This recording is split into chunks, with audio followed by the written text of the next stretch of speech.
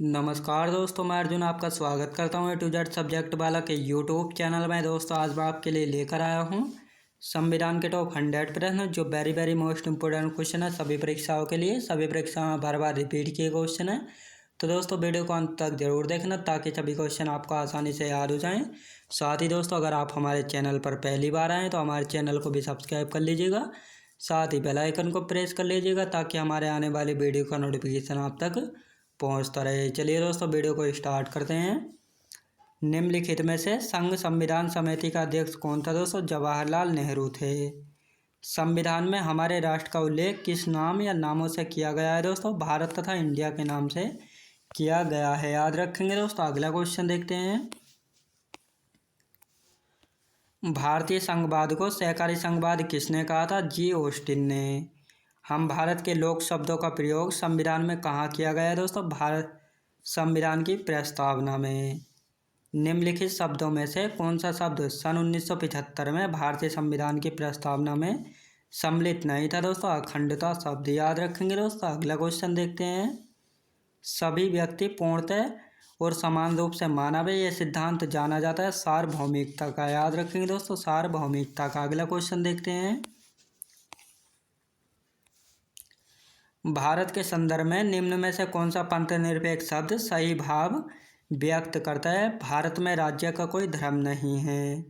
निम्नलिखित उद्देश्यों में से कौन सा एक भारत के संविधान की उद्देशिका में सम्मिलित नहीं है? आर्थिक स्वतंत्रता। निम्नलिखित विवादों में से किसमें सर्वोच्च न्यायालय ने प्रस्तावना को भारतीय संविधान की मौलिक संरचना का अंग स्वीकार किया है? दोस्तों केशवानंद भारतीय विवाद को, याद रखेंगे दोस्तों। अगला क्वेश्चन देखते हैं। संविधान के प्रथम अनुच्छेद के अनुसार भारत है दोस्तों राज्यों का संघ। भारत की देशी रियासतों के विलय में किन दो व्यक्तियों ने महत्वपूर्ण भूमिका निभाई थी? सरदार पटेल तथा बीबी मेनन ने। भारत के संघ राज्यों का प्रशासन किसके द्वारा किया जाता है? दोस्तों राष्ट्रपति के द्वारा किया जाता है, याद रखेंगे दोस्तों। अगला क्वेश्चन देखते हैं। वर्ष 1948 में सरकार द्वारा भाषाई आधार पर राज्यों के पुनर्गठन के विषय में परीक्षण हेतु नियुक्त प्रथम भाषाई प्रांत आयोग के अध्यक्ष कौन थे? एस.के. धर थे। राज्य पुनर्गठन आयोग ने 1 नवंबर 1956 को कितने राज्यों तथा कितने संघ राज्यों का गठन किया था? 14 राज्य एवं 6 संघ राज्यों का। नए राज्य के गठन की शक्ति किस में निहित है? दोस्तों संसद में निहित होती है, याद रखेंगे दोस्तों। अगला क्वेश्चन देखते हैं।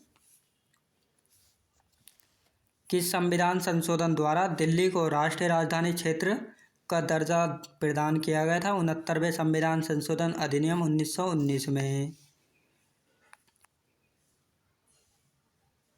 छत्तीसगढ़ राज्य की स्थापना कब हुई थी? दोस्तों 1 नवंबर 2000 को, याद रखेंगे दोस्तों 1 नवंबर 2000 को, याद रखेंगे दोस्तों। अगला क्वेश्चन देखते हैं। यदि भारतीय संघ में एक नए राज्य का सृजन किया जाना है तो संविधान की किस अनुसूची में संशोधन करना आवश्यक होगा? दोस्तों प्रथम अनुसूची में, याद रखेंगे दोस्तों प्रथम अनुसूची में। अगला क्वेश्चन देखते हैं।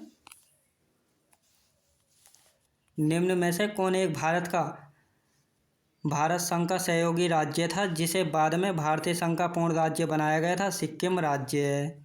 एक नया राज्य बनाने में संवैधानिक संशोधन के लिए किस प्रकार का बहुमत चाहिए? साधारण बहुमत।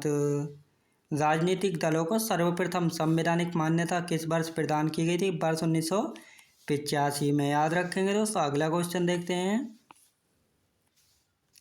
आनुपातिक प्रतिनिधित्व की आवश्यकता किस देश में नहीं होती है? दोस्तों जहां द्विदलीय प्रणाली प्रचलित हो।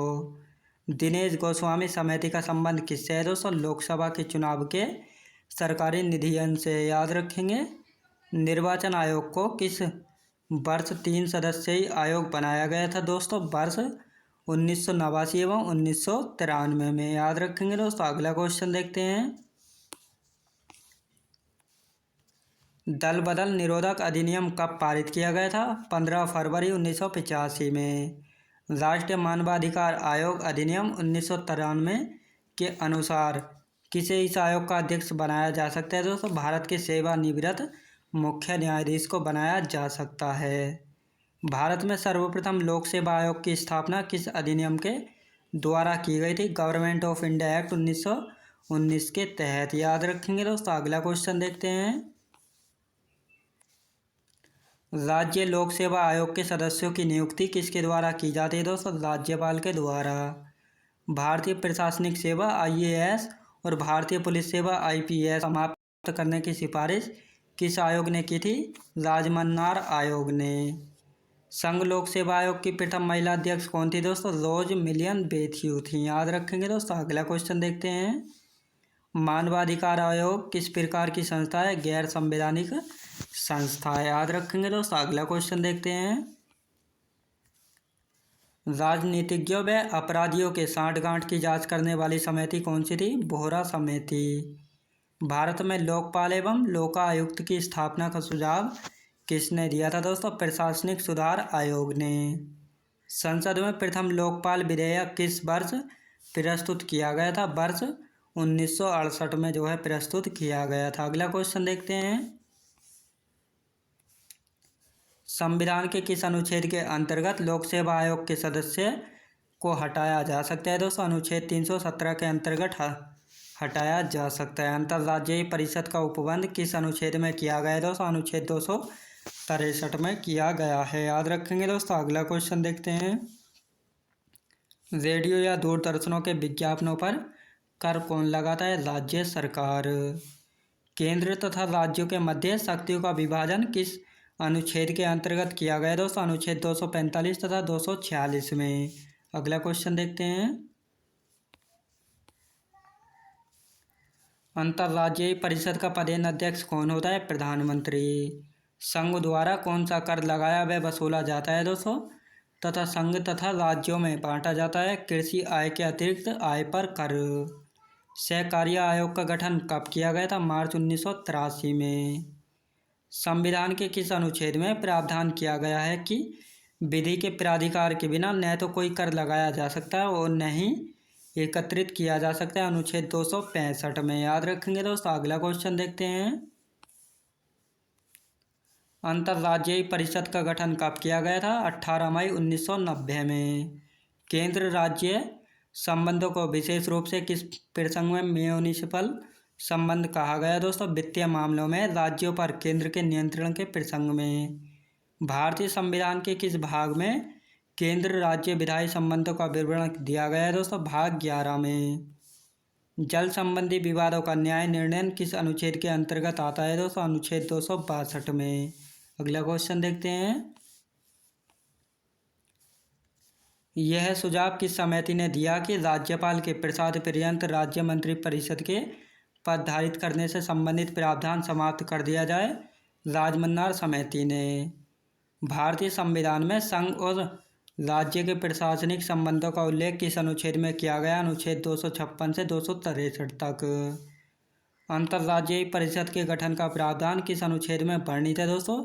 अनुच्छेद 263 में। याद रखेंगे दोस्तों। अगला क्वेश्चन देखते हैं।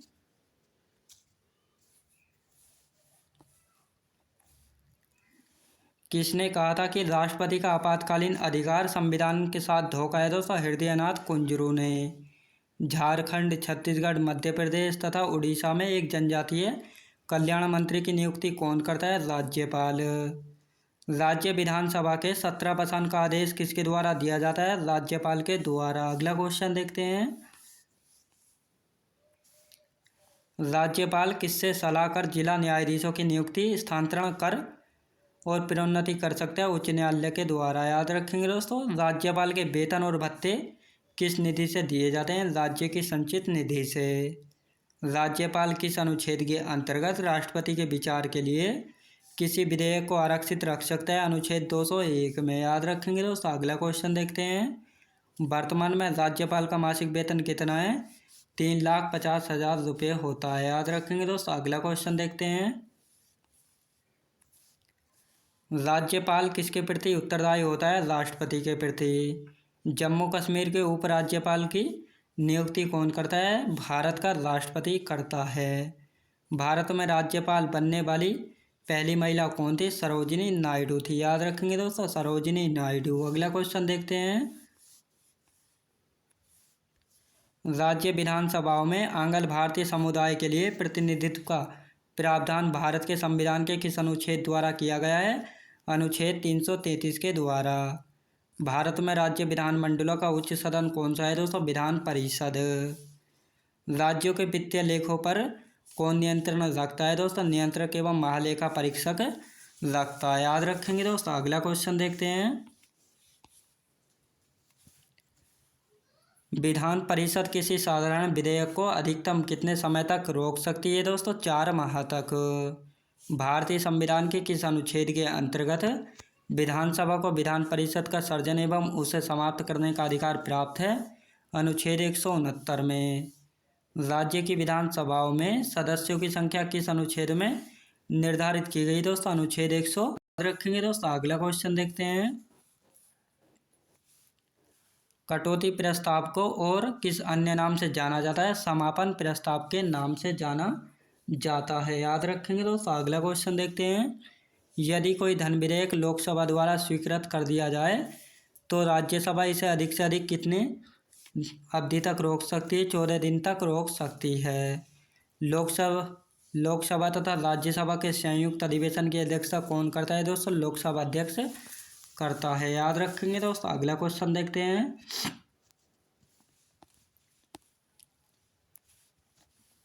संसद की किस समिति में राज्यसभा का प्रतिनिधित्व नहीं होता है दोस्तों? प्राक्कलन समिति में।